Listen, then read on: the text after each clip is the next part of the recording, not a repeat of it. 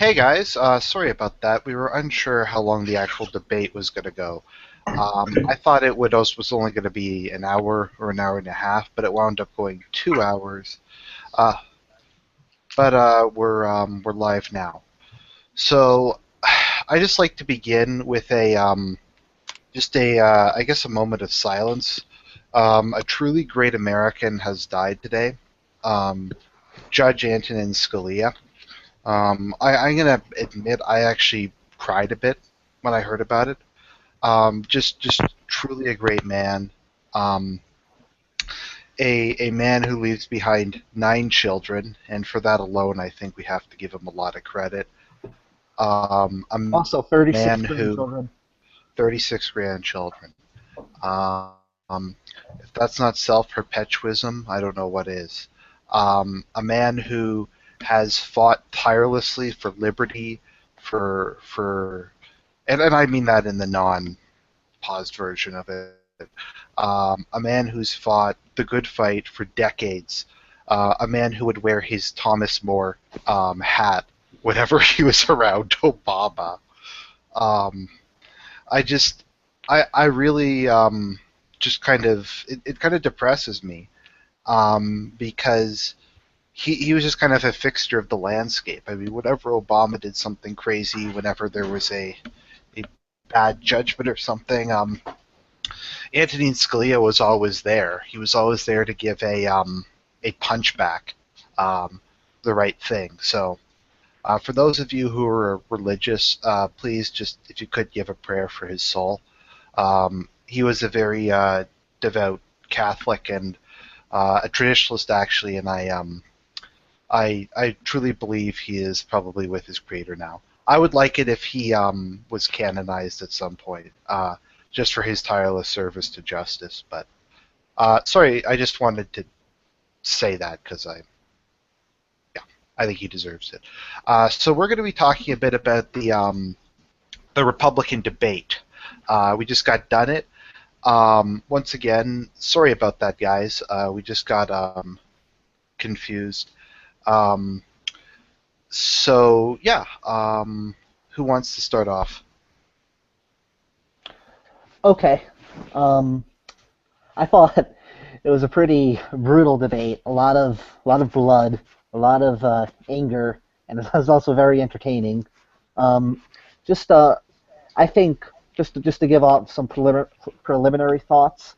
I think Trump probably didn't do as well as he did in the other ones, just because he said some things, about the Iraq War and W. Bush and eminent domain that might bother a lot of the GOP base. So it's gonna hurt him in trying to get a majority support.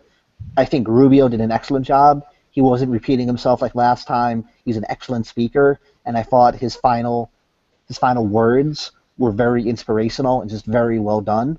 I cheered when he said that. Mm-hmm. And I think everyone else did pretty good.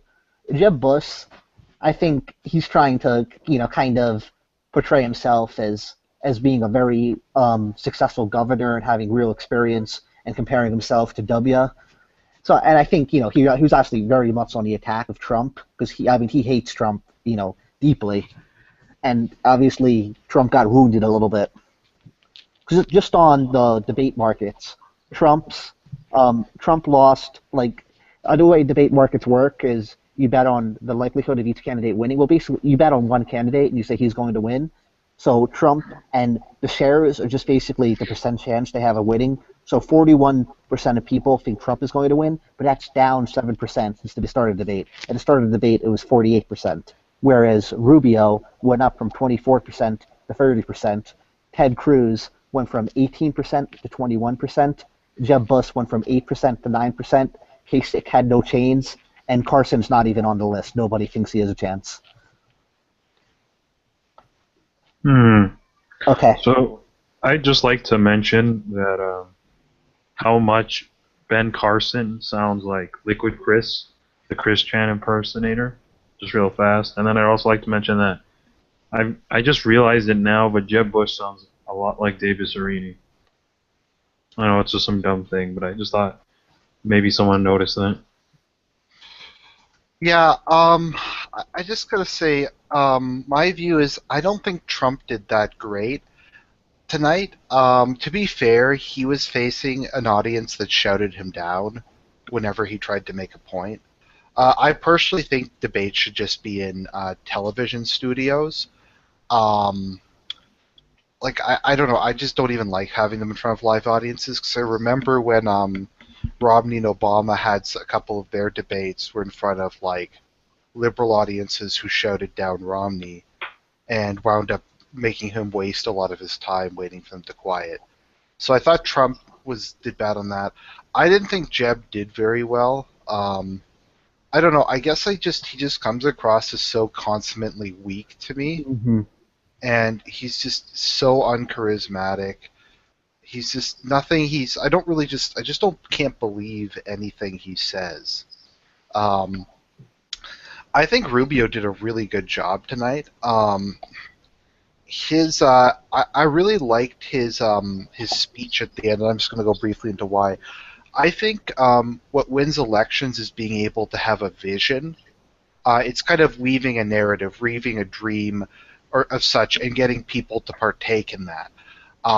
It doesn't necessarily have to be a good one, but I think, generally speaking, the candidate who has the better or more vivid kind of vision or more vivid dream is the one who wins.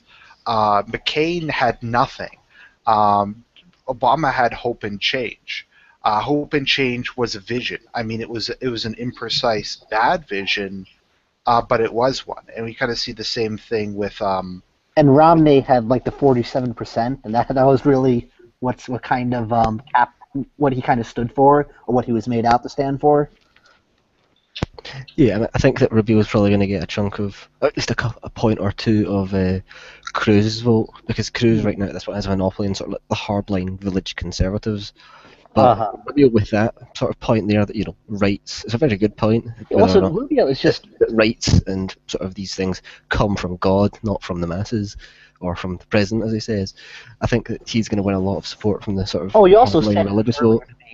Like he would rather lose the election than be pro-choice than to not stand up against abortion. So I think he is sincere in his religious belief, but also he's just a lot more likable than Cruz. Just his face, he doesn't look like a rat like Cruz does, and just the way he speaks, he's very Cruz likable. looks like a weasel. I know. Exactly. Rubio, he's a much more likable man, and he also doesn't have all this kind of smear against him. Like, nobody really calls Rubio a liar or dishonest, and obviously people do that to Cruz, and not without justification. Cruz did lie. His campaign did lie about Carson dropping out in Iowa. So I think That Rubio stuff was all will definitely. really easy, to be honest. I really don't like it.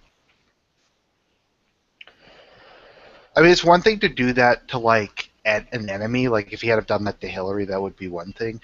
To do it to someone on your own side, I think is really. I don't like disloyalty. I really don't. Yeah, it seems like Cruz would do anything to win. Like he'd be kind of like Nixon with the Watergate? Is that what it's called? Yeah. With the Watergate scandal. He just seems like that kind of weaselly guy who wants power that badly. No, but sorry, just finishing off what I was saying. I think the reason the Donald appeals so much is in part is he has a positive message: "Make America Great Again." Okay, that's something very simple. It's easy to remember, but for a lot of people, it has a very poignant meaning. It's a dream that's very easy to partake in. And it's about America. Right, right. It's something you could act. It's something that gives you hope. And that's also he actually took it from Reagan. Reagan was the first one to use "Make America Great Again," and also another like Reagan thing was "Morning in America." It was about being proud to be an American, about looking towards the future and bringing back the past. And it is a really really good message. And now that I think that was really interesting what you said about McCain, about how McCain stood for nothing. It was just this kind of bland conservatism. I mean, there's no narrative. And I feel like Bush is very, very similar. Bush is, I'm a good leader. You need a good leader. I'm conservative. You need a conservative in the White House. But he doesn't really stand for anything. It's not hopeful. He's not uplifting. He's not inspirational. It's just you need another establishment Republican. Just to go back to the whole Trump being inspirational, look at all of Trump's rallies. He has thousands and thousands of people showing up because they're so committed to his message of renewing America, restoring America's past greatness. You can see a parallel with him and Bernie, because Bernie also draws out thousands of people. Babylonian, your mic. There we go. Babylonian too? Okay. I have. Dude, Okay, you okay, sound wait, like can I you're talking through his. Okay. Just to continue, Bernie also does this too. He also has thousands of people coming out to support him because he talks about having a revolution and stopping wage inequality and helping the little man and making America this great socialist heaven. So I mean, I obviously disagree with his proposals. I think his proposals would make America worse. But I do respect him for actually having a vision and for actually having a message and for actually leading Americans to believe that they're embarking on some great change and some great revolution. I just disagree with the proposals he has. Right, and going off of this, what is Hillary's message? Right. I was just about to say that. Hillary has no message. She's just exactly another establishment candidate, another politician who just wants power. He's just a career politician. You need to elect me because I have experience. I have experience being in the White House, and I'll do a good job. I'm not impractical. It's very similar to Jeb Bush. And they both have family members who were previously president. Hillary Clinton, her husband, and Jeb Bush, his brother and his father. So they definitely represent this establishment, and whereas Bernie and Trump represent the anti-establishment. I mean, I don't know so much about Jeb. He seems too weak to be the main sort of I would view Rubio more as the more sort of firm establishment view. Well, I mean, Simply in a lot of this, because the establishment, no matter how much they do want immigration, I can't see them being as pro-immigration as Jeb is openly, because they do still have some tactical sense in them. They don't want to alert people to what they're doing quite so badly. So a more moderate pro-immigration line. What is Hillary's policy on it? Immigration. She wants to legalize all illegal immigrants and be Immediately? supportive of the illegals coming. But she's not supportive of all the Central Americans coming over because she doesn't want to send a message that all the Central Americans should flood America, basically. But she wants to legalize all illegals. I think it's something like 25% of El Salvadorians are now living in the United States. It can't be that high. But No, it's that high. It might even be higher. I'm not sure. I'll check it. I guess El Salvador only has a population of 6 million, so that would only be 1.5 billion.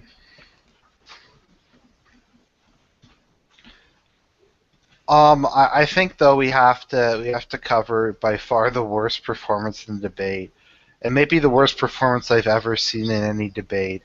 The ever so arsonable Carson. I don't know. He seemed like he was either like he had just smoking a blunt before he came on, or I don't know. He was just really weird. Sounds like Christian. I can kind of say that there was a point in that debate where even the coordinators were just ignoring him. They did, like, he kept saying, let me speak, someone called my name, let me speak. And they just kept skipping over him. And they let Rubio speak, they let, I think, Jeb Bush speak, and they just He got shut down. just wouldn't let him speak. Because he had nothing to say. He's not really in the contest anymore. Like, people think Mitt Romney has a better chance of winning than Ben Carson. But he also doesn't. he's just so boring and like repetitive, the stuff he says. Go to my website. Yeah, what was up with that? What was up with the whole? We need to make. I think it's a bad, like, in the middle of this whole debate on eminent domain, on immigration, on all these, conflicts between the nominees, he goes and says, well, I don't believe that college should be free. Like, he's debating Bernie Sanders. He's at the GOP debate, and he says something that everybody on the stage would obviously agree with. Like, was he high or something? I don't like, and even at the end he said, like, I'm never going to be a politician. To me, it seemed like he was admitting that he has no chance. Guys, I had a thought. Illegal immigration is kind of bad. I wrote about it in my blog at bencarson.com. Please go to my website. Turn off that pesky ad block. Please like and subscribe. Yeah, no, turn off that pesky ad block. It's I actually thought his performance was pretty embarrassing. I don't know. I just Jeb. Everything he says makes me cringe. I don't know if it's even because I disagree with him. It's just it just feels like everything. He's just an empty suit. Uh-huh. Also, I think one interesting thing you have to understand about Jeb in this debate is that Mhm. South Carolina was very pro-Bush. They voted for, I think, W twice, and they also voted for his father in the nominations. So I think Jeb was appealing to his brother because there is that Bush support in South Carolina. Now, I don't know if they'll still support him. I think this kind of anti-establishment sentiment has really been rising among the GOP, and I don't think that South Carolina will be spared. So, I mean, my prediction is in the polls in the final tally, it's going to be everyone knows the top two will probably be Trump and Cruz. I think it'll be Trump number one, Cruz number two, and Rubio number three.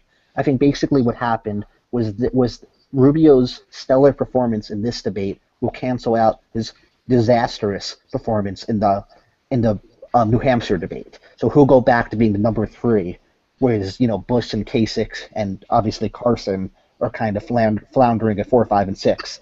And eventually they'll have to drop out, and you will have that triple Trump, Rubio, Cruz showdown.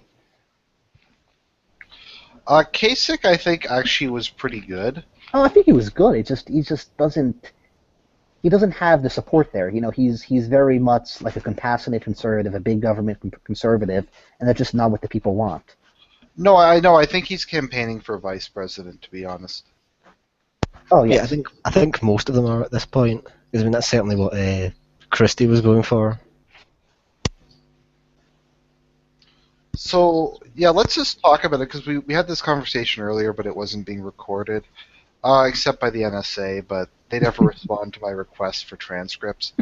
Um, so let's just talk a bit about vice presidential candidates. Now, I know Dubby and I both think that Nikki Haley should be the Republican vice presidential candidate. Okay, just to start this off, I'll just say on the election markets, Yep, the sounds good to number me. the number one candidate who has 24% of people think he's going to win is John Kasich, and number two is Nikki Haley with 22% of the vote. So they're very close. They're clear front runners of Kasich and Haley.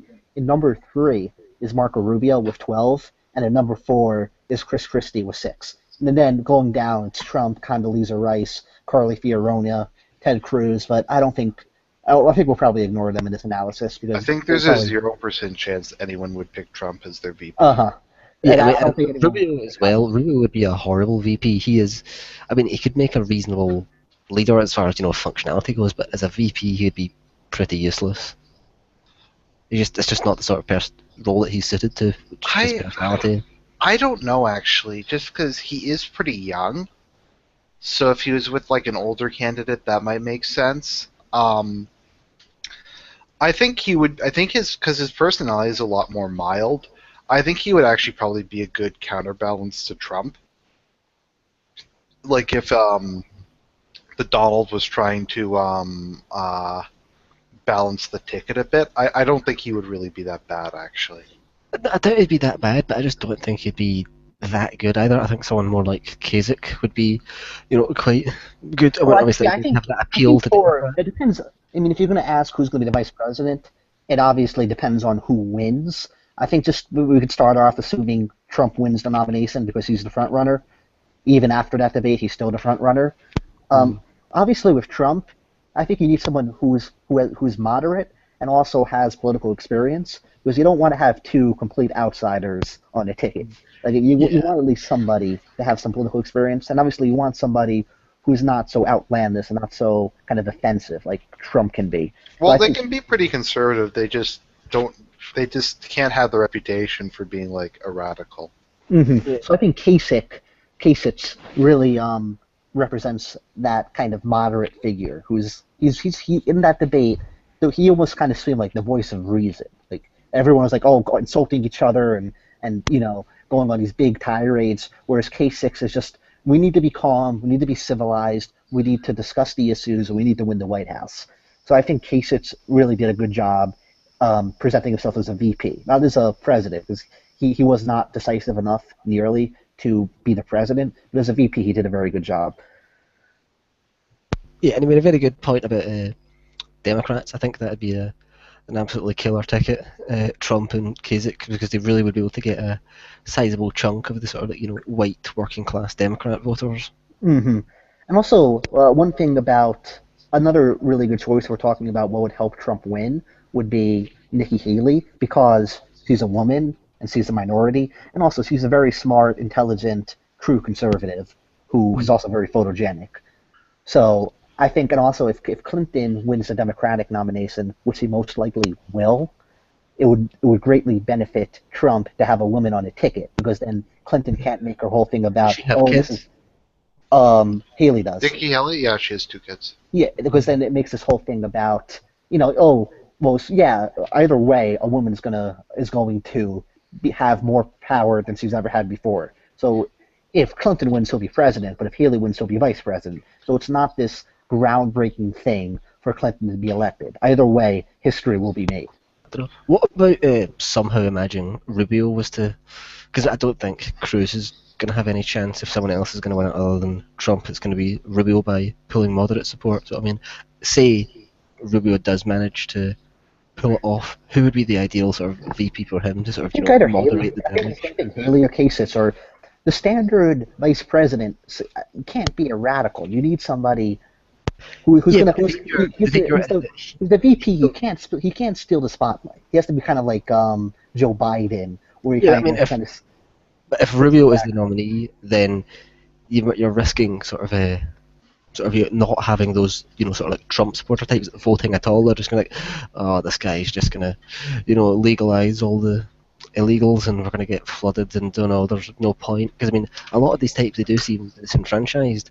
So just putting in another established person without any sort of more right-leaning figure as their VP, then you might end up losing the whole thing. Well, I think that's the argument Republicans don't come out. ticket. I think a Rubio Trump ticket couldn't work. I just don't think Rubio would want to deal with Trump because he would try to steal the spotlight. He's hard to deal with, especially being a subordinate, because he really hasn't had to play the role as a subordinate. He's been CEO of a huge company. Yeah, and I honestly don't think that a Rubio Cruz ticket would work any better. Mm-hmm. Yes. Let me think. Who else would be? I guess Jordana Brewster is too. Whatchamacallit, too incendiary to add on. Well, yeah, No, sorry, not Jordana Brewster. Sorry, that's an actress from Fast and Furious. No, I'm thinking of the former governor of Arizona. Sorry, go on. Let me just look it up. But most likely it'll probably be Kasich or Haley. Mm-hmm. So who do you think would be better, Kasich or Haley? I mean, it depends. I mean, Haley is a woman, but Kasich still has that sort of, Democrat appeal, which could be very useful. Oh, so he could win Ohio.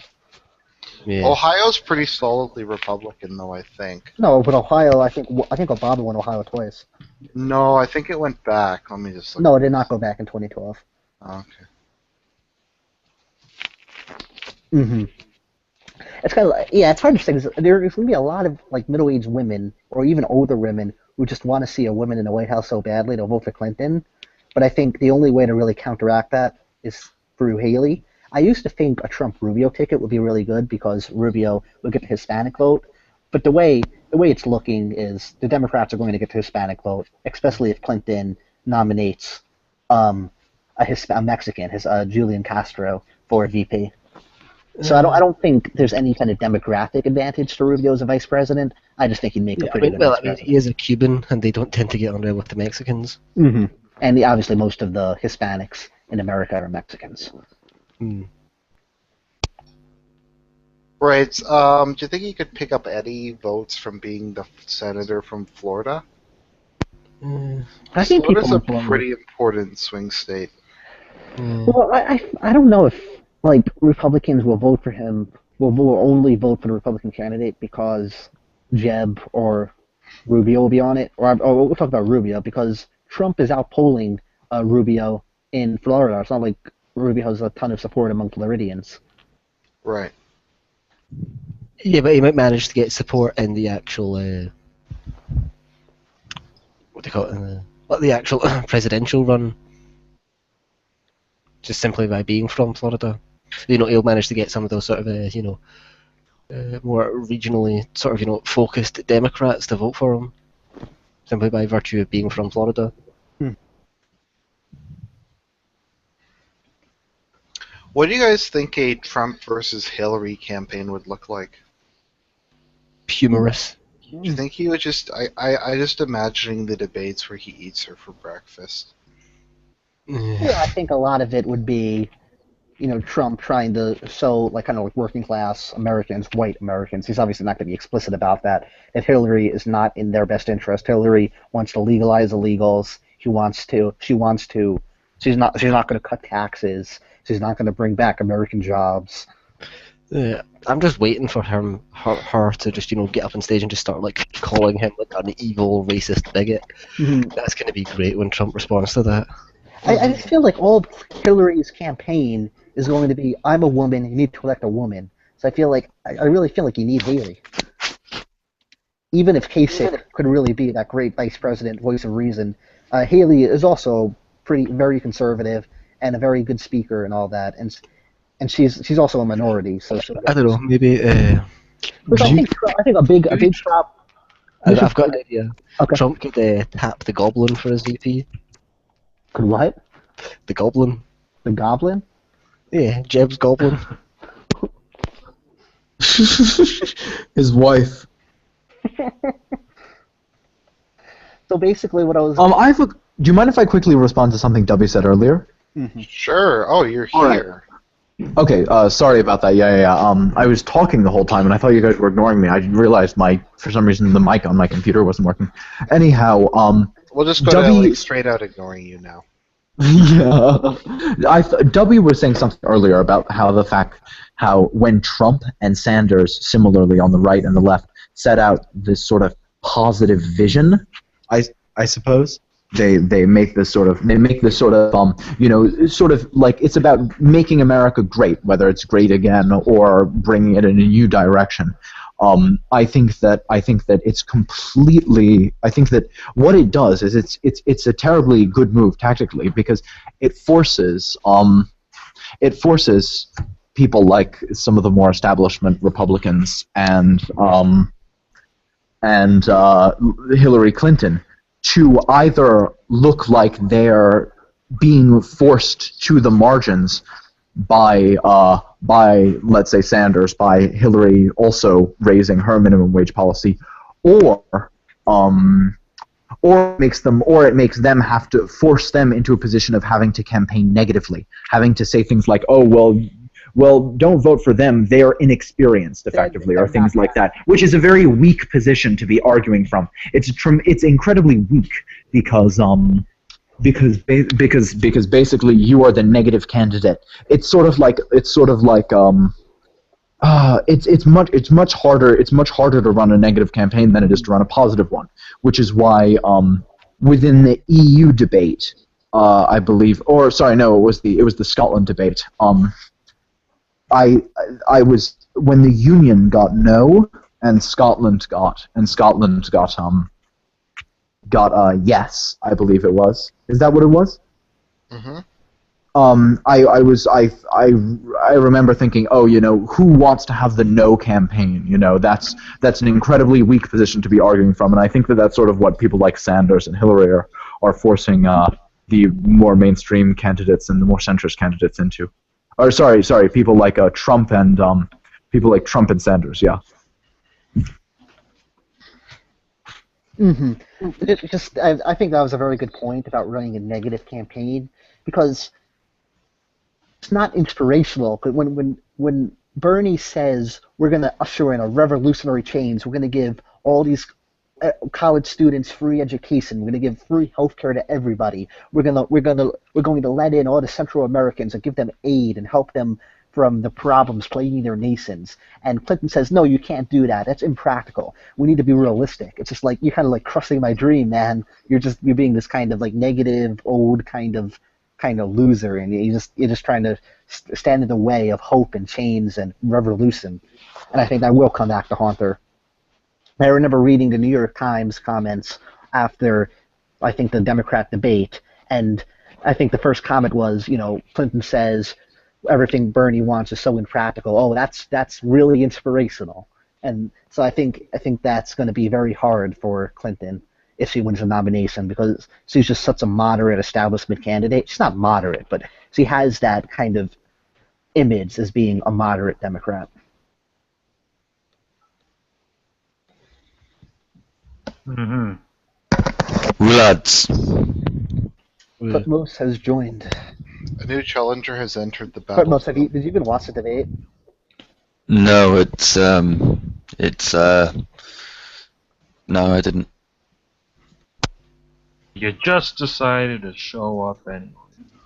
Well, I thought I would be able to get the lowdown from you guys. I thought you'd be able to tell me what It's a happened to. professional stream, alright, buddy? You and me you come in here and you mess up my stream? You and me are done professional. Is that right, or were you just talking about Randy shit? No, we were talking about the debate. Alright. It was Randy Right, Fleetwood. you can though. say your... It's a Siberian was here, and I don't know whether or not he was debating whether the debate should have been had in Lap language or in English. Well, they did do some stuff in Spanish.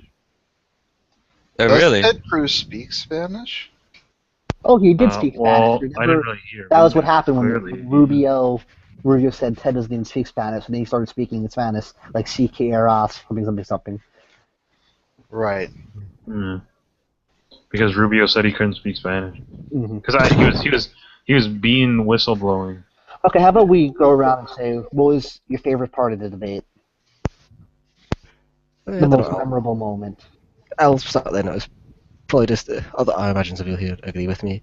It was Rubio at the end saying, these rights, they don't come from, the president. They don't come from these things. They come from our creator. I think that was probably the most memorable single line of the whole debate. Mm. Yeah, I was actually kind of shocked when he said it, to be honest. Yeah, it stands quite strongly against most of the Western world today, where that is a very radical and alien thought. Just going over what Jack said, I like when he said, our allies don't respect us, our enemies don't fear us. Because that's something that really is, appeals to me. Cause I think it is very important that your enemies fear you. And I think Who said that's that, sorry? Rubio? Rubio. And I think part of the problem we have is that people aren't afraid of us anymore. Well, and our that's enemies aren't. Yeah, well, our enemies aren't, and I think that's very scary when you have guys like ISIS, and there's just not the fear there used to be that America would come in and just blow everything up and treat it like America, Team America, World Police. The movie. I think the big cause of that is President Obama taking such a weak position on foreign policy. He won't get involved in ISIS. He won't get involved in Libya. He just takes these very weak positions and he's just so indecisive. His position is essentially pro-Islamist because he'll go in, he'll smash up the infrastructure, overthrow leaders who actually have stability and functionality in their government, and then just leave it to the Islamists and refuse to do anything about them then. Yeah, functionally speaking, it has served to be pro-Islamist, regardless of intention, which is what will always be invoked in scenarios like this. Mm-hmm. Exactly. Going in, doing a kind of bombing campaign, just fucking their shit up, fam, and then trying to overthrow the government, and then leaving and not giving continued support and infrastructure and ensuring that they don't become radicalized is the worst thing you can do in this kind of campaign when you're trying to take down an insurgency, this kind of also terrorist organization that's trying to take power in these regions. So Obama has been, and plus he refuses to say radical Islamist terrorist, radical Islamist terrorism, or even just Muslim terrorists. He just goes against this vague enemy of terrorists, and he talks about like domestic terrorism in the U.S. He's just such a weak president on it. Well, it's also when they went to war in Libya, they were just like okay, well, we got to get this international coalition together. Yeah. We got to get all these people to go help us to blow up this country with no defenses. Yeah. Well, It this is wasn't the thing. even a- This is what I have to say about like America. I don't know if this is just. There's nothing against American people, by the way. I love America. You're great people. You got some great people in America, but there's an attitude that because America was founded by rebels, any rebels are good.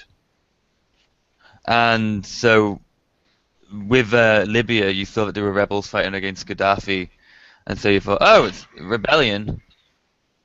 We were a rebellion once. Let's help these people, No, I think it's a lot more cynical than that. The first thing that the rebels did once they got into power was they sold the Libyan oil supply, they sold the water, they sold the gas, they sold pretty much they pretty much just sold Libya. And So I think look what Bush's big campaign message was. It was we need to take out Assad and ISIS. We need to take all their government out. We take all their political officers out. Like it's just the Well, worst who's war left ever. then? I know. You create a power vacuum where ISIS can thrive. Where it's not because ISIS doesn't have to be organized. I mean, and ISIS regarding thrives on disorganization. It thrives on a lack of power, a lack of infrastructure, a lack of purpose, a lack of jobs. And that's why ISIS has been so powerful in the Middle East, subsequent post-Iraq, because there's been so much instability. There's been such a power vacuum for these like charlatans and these Islam and these crazies to give young unemployed men purpose and meaning. Well, I think to a certain extent you can see it as the Middle Eastern version of the alt-right, where you have a generation. Comparing us to ISIS is probably not a. That's like exactly Well, what no, I Nazis mean- would want. Yes. No, but I also say social justice warriors are the same thing. Okay, Alright, but what fine. I'm saying a lot of these movements come out of a generation, particularly of young, middle-aged, well-educated males who have no employment or marriage prospects. That tends to be what leads to radical politics, because they have such a strong drive and ability to achieve things. And I kind of feel with ISIS, the Middle East economy is a chronic basket case. They've been ruled by cynical, corrupt dictatorships, and ISIS is really the first thing that's offered them a vision of something greater than themselves. And young males need something greater than themselves to fight for. Well, That's but just isn't there kind of something the way like- they are. Isn't there a correlation between every major war in history and like times of high male unemployment? I would imagine so. Yeah, I mean, going back to But, the whole um, the enemies don't fear you. I mean, there's a real sense of weakness regarding America's conflict. When they went into Libya and all of these places, the United States governments never declared war against Libya. Never. There was never a declaration of war. There was never, we are going to go to war to you. It was just a very almost dismissive, yes, we'll do a few bombing runs. And it's the same with ISIS. There's no, like, yes, they are the enemy, we are declaring war, we are going to come and fight you. It's just oh, well, they're just some people in the desert. We're just going to bomb them occasionally when we feel like it. Mm-hmm. Well, that's the thing. I would rather we just go in guns blazing and do what needs to be done. Well, it was just all this rhetoric from Obama that we can't be the policeman of the world. We can't take a stand. But that's what the world, because there's no other leader in the world. Like European nations, they don't want to become the front runner. They don't want to become a superpower But we and don't really want that, direct foreign policy. So America needs to fill that vacuum. But Or no, else it'll be China economy. No, China economy strong won't do it. Yeah, China's going to be strong. Just they care about themselves. But why do we want any superpower dictating that to the world? Why do we want America interfering in any way with the Middle East? Why do we want any country interfering with any country that isn't their direct enemy? Well, it's just about keeping control. Well, no. Then if we really want to have control of the Middle East, then we should be entirely honest, invade them and colonize them. Anything else is just cowardice. It's trickery. It's weakness. Well, I mean, the Middle East, they endanger us. The whole ISIS endangers the U.S. and we're not taking the Yeah, so role in defeating get ISIS. out of there and let people like Assad regain control. Oh yeah, I totally agree with that. But we need to take this. We need to still take the lead in setting that foreign policy of stabilizing Assad, like Russia's trying to do. Hmm, I don't know. I mean, no, America just it seems too strong, and with the sort of people that are going to control it, whether they're left or right, they're still a modern left and right, and it's going to cause instability whatever they interfere with. So honestly, I think unless someone is directly threatening America, like you could argue ISIS is, they should just stay out of their business. America should now, and Britain and NATO Well, should yeah, have I never don't been believe in involved in starting Syria. like useless wars just to show our strength. But there is a problem in the Middle East with Muslim terrorists, and we need to do something about that. I'm more worried about the world without order that would follow America retreating from everything. Because I kind of feel that we do have. I know there's a lot of internal. There isn't that much interstate violence to a large extent because of the influence America exerts on the world and because of the American empire. And when that collapses and people see that there's no man behind the curtain, I'm very scared of what it'll be because there's not really an order maker who will take America's place. There's no one waiting Yes, in the but the order wings. being imposed by America right now, it's not any sort of real order. It's evil, frankly. It's enforcing and pushing negative values on a lot of countries that, frankly, are a lot better off, isn't it? Because I mean, you've talked about this before. This sort of American culture infecting Korea. That's American media. You can't compare It's American. American culture. No, And values. It's stuff like school textbooks promoting race mixing and stuff like No, I know um, that. That's not military. they what? Yeah, but So whenever America takes over a country, it brings its shit with it, like democracy and all of that, which will all lead to all these kind of things. Oh yeah, no, I'm not saying that. I'm talking about taking a stand against territories that are hostile to U.S. interests, not Yeah, just okay. spreading, not being imperial. Because we have nothing to give to provide. We don't have a stronger way of living like we used to. So I don't. yeah, but I mean, and that is good as an intellectual position, but that is never going to be realised. America is never going to just purely do that without infecting countries with its shit. They're in the modern age. They're a combined package. You can't separate them, even if you want I have to. I have a little anecdote about this. Is the Afghanistan war. When the West defeated the Taliban, well, not defeated, but removed them from power. They had options. Do they restore the monarchy, which they could have done, or do they bring in a presidential republic? The people of Afghanistan wanted the monarch. They wanted the monarch back, but because the Americans said monarchy is against our values, we don't think monarchy is suitable for the 21st century. Monarchy is everything America opposed in its revolution. They said, no, let's put in Hamid Karzai, who's going to be some corrupt person that'll do whatever we tell him to do. Yeah, and that wasn't just a cultural thing. That was serving economic interests. The 'Cause if last you know, Shah was literally the last decent government that Afghanistan had. yeah, because fundamentally, I think people do underestimate the market forces that are at work here. These wars, they're not. America is not going into this saying, "Oh, they threaten our interests." They're saying, "How can we give more money to the big corporations that are pushing us into war? How can we give more defense contracts? How can we give reconstruction, like economic restructuring contracts to companies that are going to go into these countries like Iraq, and we give them, say, $10 billion, and they build like one crappy school, and we just write that off? It's pure corruption." Mhm. But just to go back to the whole debate, like I think one thing we can talk about is how will this affect the different candidates. I think it seems like a popular opinion that Nate Silver has shared is that Trump isn't going to turn away his base. His base is still going to support him, but by supporting eminent domain and being opposed to the Iraq War and kind of denigrating W's legacy, he's going to lower his ceiling of support to make it more difficult for him to With get a majority coalition, and that's just going to prolong the with nomination. Republicans perhaps, but it's going to do them a lot of good getting those sort of working class Democrats on board.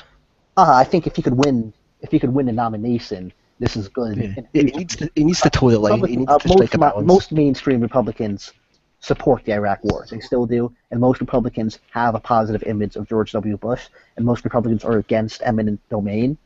But if you look at Democrats, the opposite's true. So if he could still win the nomination, and I think he still can because he has so much support to begin with, in an actual presidential election with either Kasich or Haley as vice president, he can do a lot of good. Yeah. As long as he can hold on to his own faction and maintain a hegemony within the Republican Party, his current line is going to do him a lot of good in the long run. Mm-hmm. It seems like the biggest threat to him will be Rubio. Because Jeb Bush and Kasich, they have to eventually drop out, or Trump will never be. No, Jeb is not going to drop out. Jeb is going to hold on to the last second. Right, it's so crazy because if Jeb, Kasich, and Rubio, they all combine forces, they'd have more support than Trump.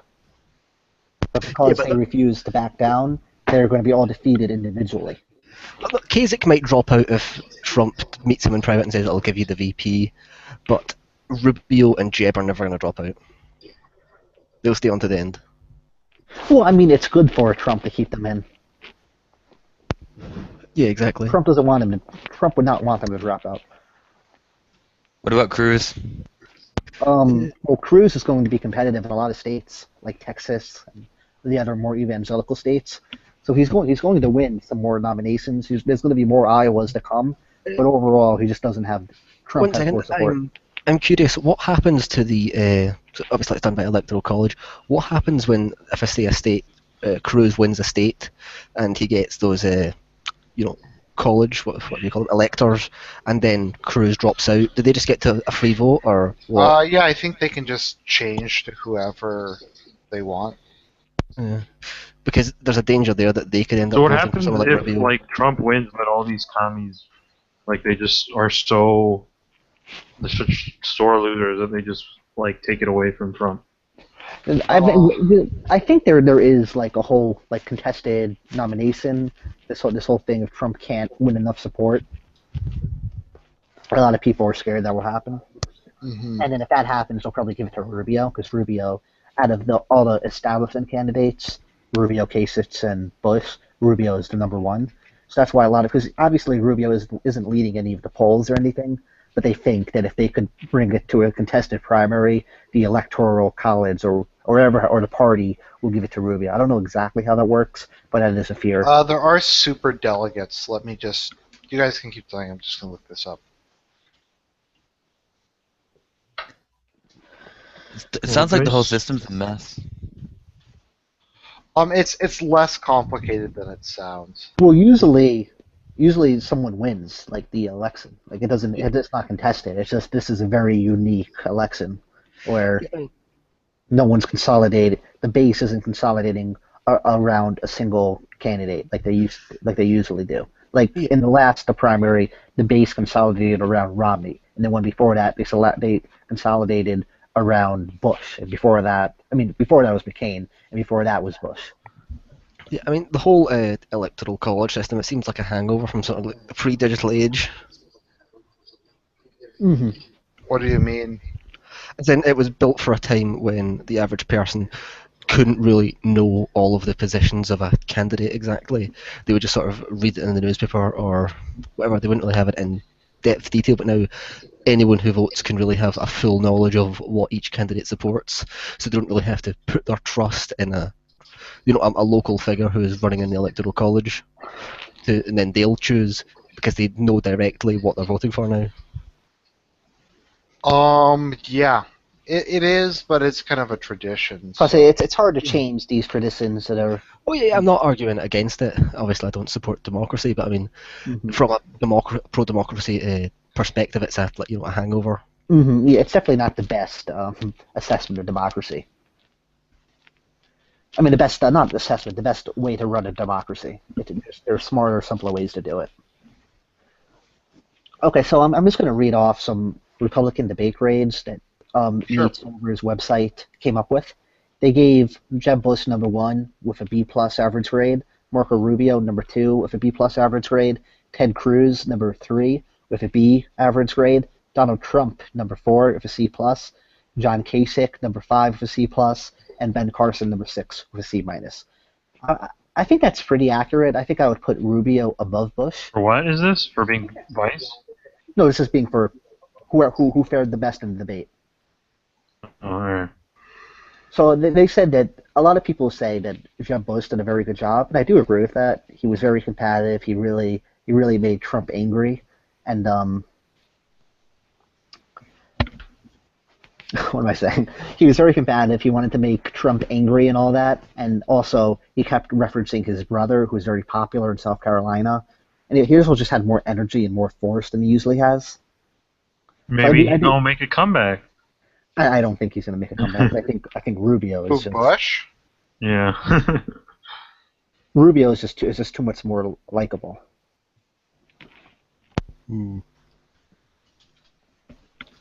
Yeah, he certainly has a more likable just mannerism just as a person than someone like Cruz.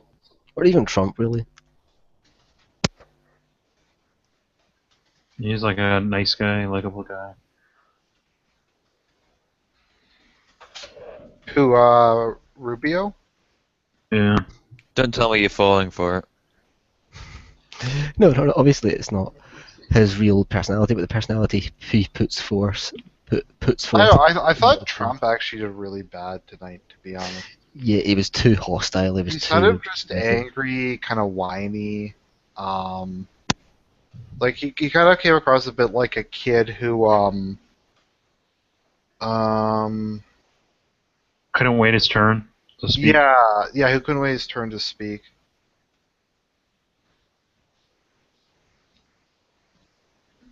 Sorry, just I'd taken my before this, so I'm a little out of it. Yeah, no, he just I don't know, he seemed like a kid who's like was complaining that he didn't have enough candy. Yeah, and that hit against Cruz. I know you mean. Doing well. He got stumped a couple.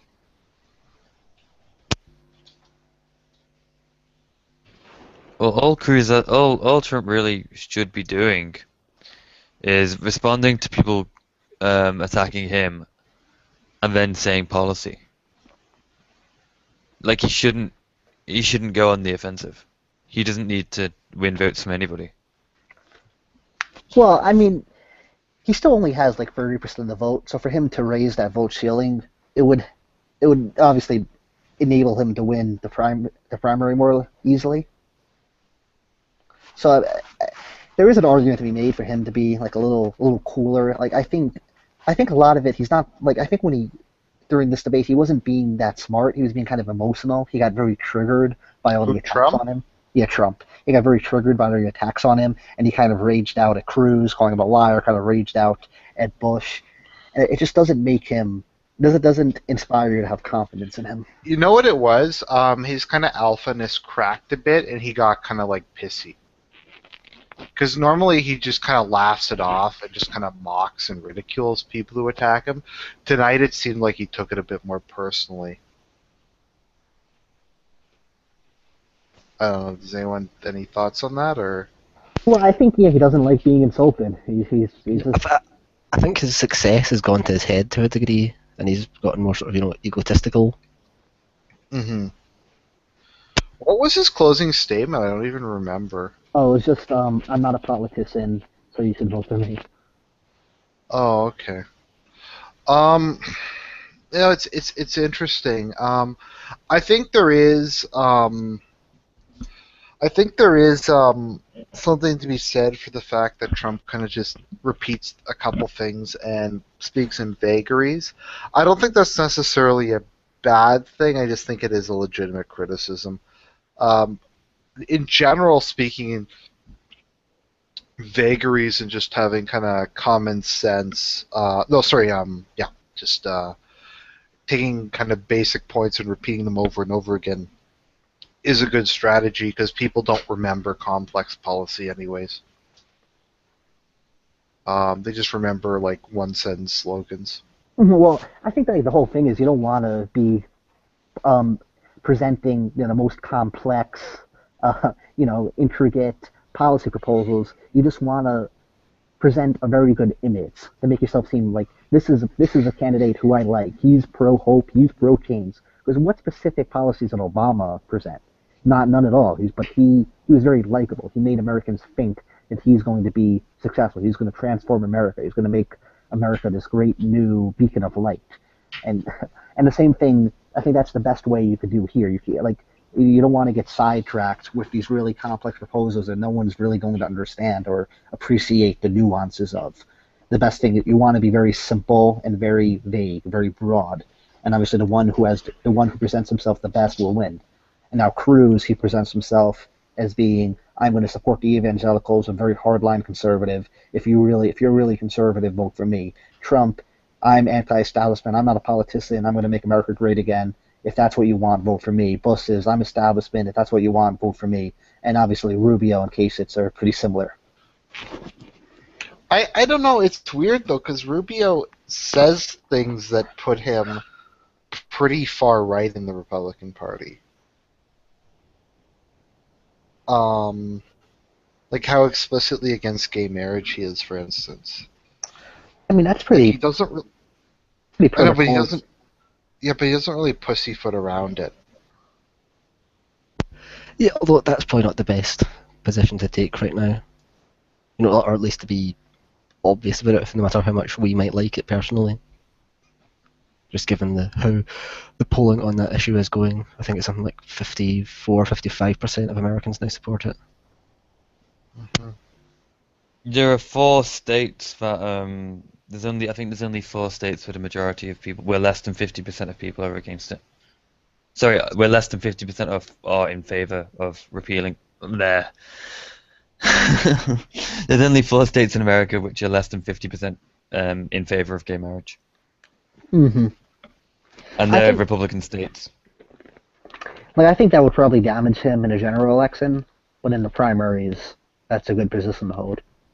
Mm-hmm. Because Republicans are pretty much overwhelmingly in support or opposed to gay marriage, I should say, in support of traditional marriage laws. Mm-hmm. One thing I wanted to bring up that RJ was referencing a little bit earlier was the audience in this debate. Just like in the last debate, they seem like the audience is very establishment and very pro-Bush, which is not representative of the electorate at large, as we all know, which explains Trump's huge success. One thing that really bothered me about this was the kind of psychological influence the audience may have on the people watching at home. Because if every single time Bush speaks and it's this amnesty, pro-establishment crap, he's getting all this applause and cheers, and every time Trump speaks and it's anti-amnesty, anti-establishment, kind of being a renegade talk, and he gets booed ferociously, people at home are more likely to associate Bush with something good and Trump with something bad, because just through associations, Pavlov's conditioning and all that, people being booed at, being very rudely booed at is a bad thing. You associate that with losers and kind of charlatans. So I think it just biases. It biases the debate in favor of the establishment candidate. So I think, I agree with Argent that there really shouldn't be a live audience. Mm-hmm. They had a live yeah, audience just as a parallel. They had the live audience in the British general election, and they got in the first debate they had the 7 party leaders. So David Cameron, Ed Miliband, Nick Clegg, the Welsh nationalist Nicola Sturgeon, the Scottish nationalist Nigel Farage, and the Green Party leader. And they selected they said that they selected it from a cross section of the country, and they actually selected the audience from a cross section of London, and somehow they managed to find Scottish nationalists in London, and Welsh nationalists living in London. Well, probably just signalers. Was the audience more in favor of Miliband, or? They were routinely booing Nigel Farage and stuff. That's what I would expect. Just like the audience is only really booing Trump here and Cruz somewhat. And like I think Cruz had it best when he called the audience the donor class, Yeah. because you obviously have to pay a lot of money to get those audience tickets. Yeah, he's a bit more subtle about it than Trump is, which I think was a good thing. Well, He was just, Nigel did call out. Nigel did call out the BBC for like unfairly selecting, for people for the audience. Didn't they actually apologize to him or something? I if don't they know. did, then it was very sort of like, a quiet thing. They didn't make a big deal of it. Okay, because I remember him actually getting a bit of traction on that one. I think one. Yeah, a couple of newspapers published something about it, agreeing with him. I know it's just like if you get a cross section of London, well, it's not going to be a cross section of London. It's not going to be a cross section of England because London is, 60% non-English, and overwhelmingly votes Labour every election period. So Mm-hmm. Mhm. I think one interesting thing about the debate is that I think this is the first time that Trump got really attacked, where all the candidates kind of teamed up on Trump a little bit. Because in the previous ones, it wasn't so anti-Trump. Because I don't think they kind of recognized that Trump is the front runner and the person to beat down. They were kind of attacking each other. And obviously, I think Trump. That's why Trump didn't do as well. He just couldn't. Because he needed to calm down and respond, calmly and eloquently to the accusations against him while still being strong and tough. It's kind of a hard game to play, but he was a little too unhinged, a little too on the edge about it. He just kind of seemed like he was freaking out a bit, which isn't the kind of temperament you want for a strong politician and a strong leader.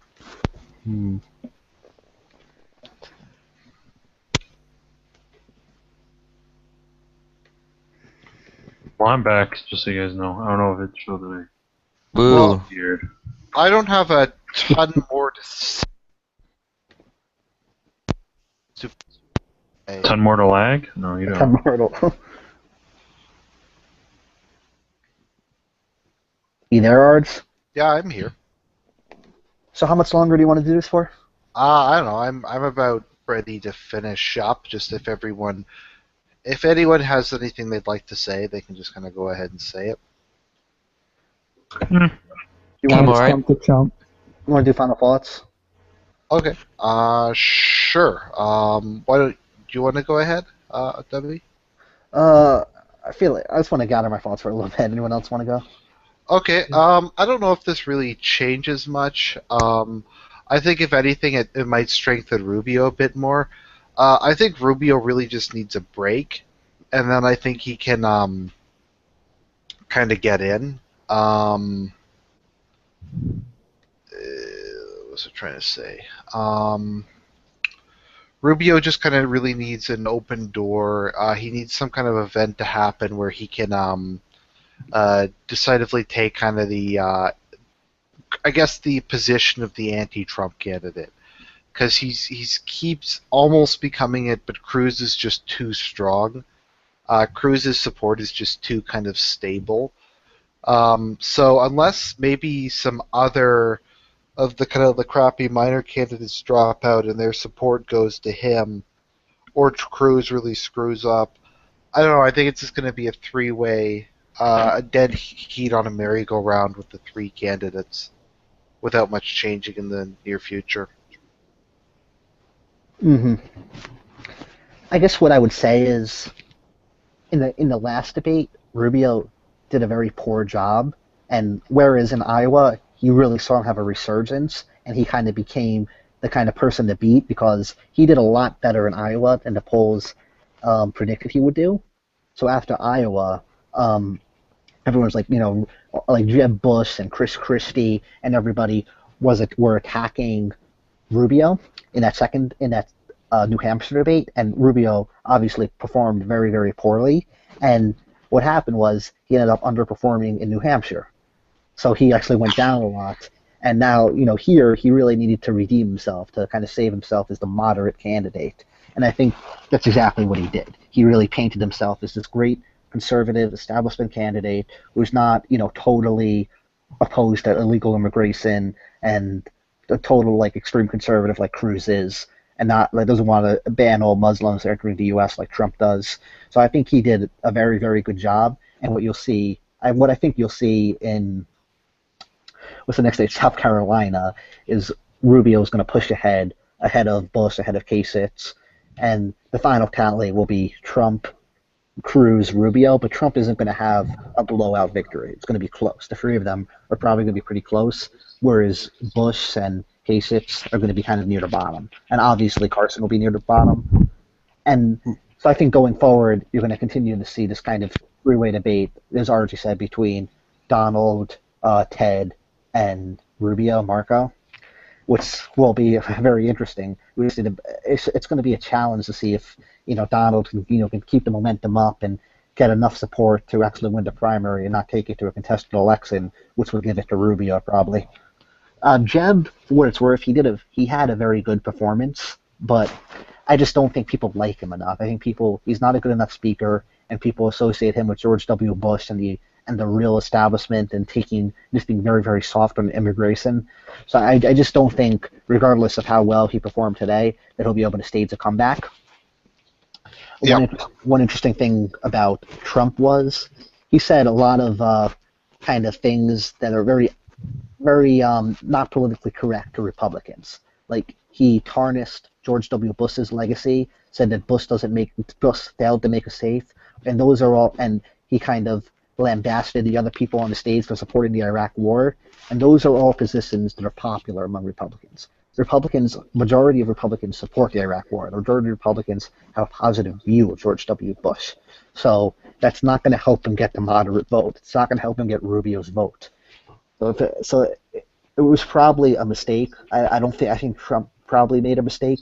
But as Jack said in the general election, taking these hard lines against the Iraq War, taking these hard lines against George W. Bush will help him in the general election.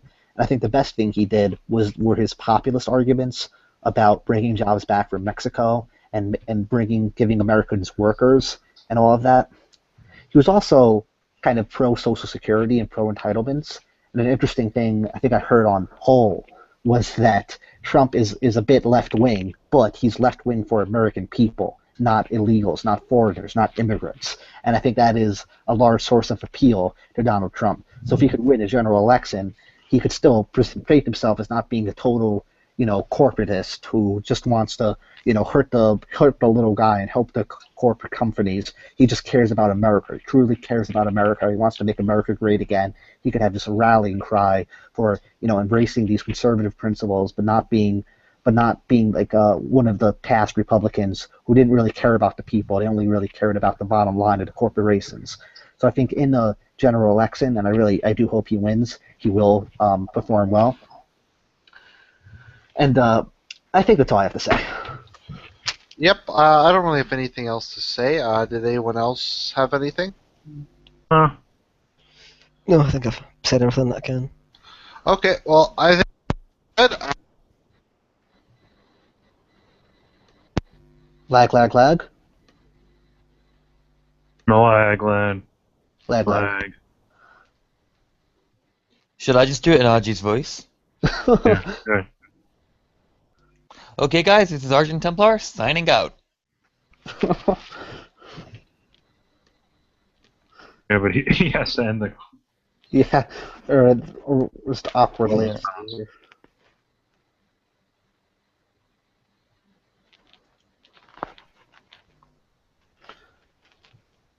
This is pretty awkward. Yep, I don't know what to do now. I don't know, can anyone sing? May old acquaintance be forgot and never... No? Right, nobody joining in? Alright. I don't even know the lyrics. Tell yourself Irish. Anyone have any funny jokes? Any funny stories? Well, Argent's just left, so... Alright, let's go. Okay, back to Skype.